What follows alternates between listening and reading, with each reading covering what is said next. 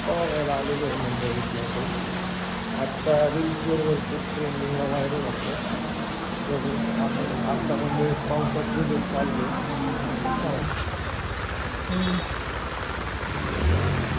तर मित्रांनो, पुण्याच्या मुंबईत आलेलो आहे आपण गणपती बघण्यासाठी. पण त्या आजोबांकडे आत्ता आपण चाललो आहे. आवाज तुम्हाला येत नसेल जास्त, कारण इथं पाऊस आहे जोरात. तर भर पावसात आपण आलेलो आहे. विचारूया आपण आजोबांना त्या. थांबा. ते असतात ना, हां ते भरण्याला त्रास होतो. कामं करताना हे की नाही ते मित्रांनो, मी आता हा गणपतीच्या पुढे बघू शकता. हा आहे तो आजोबांनी हे केलेला गणपती. आहे ना?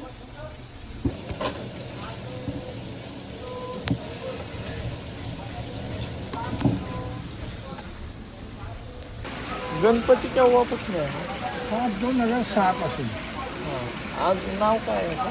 नाव तसं नाही, शारदा काही जण बाकी नाही. हां, तर आपलं टाकायचं आहे का? टाकायचं. अजून काय माहिती किती कधीपासून बसवलं? 2006 म्हणा. 2-6 पासून. त्याची दररोजची पूजा आता कोणती? त्याला आवडीच्या गोष्टी. हां 1 तास लवकर यायचं. म्हणजे नेहमी दुकानचा टाईम आपला 6 वाजता. मी 5:30 पावणे चालायचो. 1 तास पूजेमध्ये घालवायचं. आरती झाली की आपल्याला आवड आहे. आवड आहे म्हणून का? बाकी खूप काय सुंदर नाही काय. मूर्ती आहे. हां. हां आणि घरी कसं होतं, एवढं सकाळी सकाळी जमत नाही. हां. थोडंसं काम होतं, कधी समजा आत्ता जमलं नाही तर दुपारी संध्याकाळी. ते घरासारखंच हो, केलेलं आहे. अगदी अगदी. फ्रीज सगळे. तुम्ही सकाळी लवकर येता, किती वाजता येता तुम्ही? 5:30 पावणे. थँक्यू.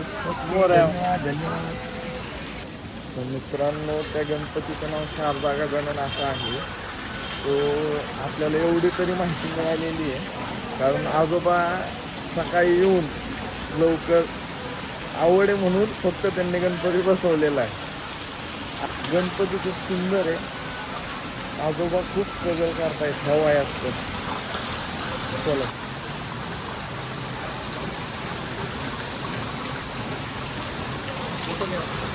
कसं आहे, आमच्या मंडईमध्ये शारदा गणपती फेमस आहे बरोबर. त्याच्यामुळं ते गणपतीची आवड आहे म्हणून त्यांनी गाळ्यात बसवलं.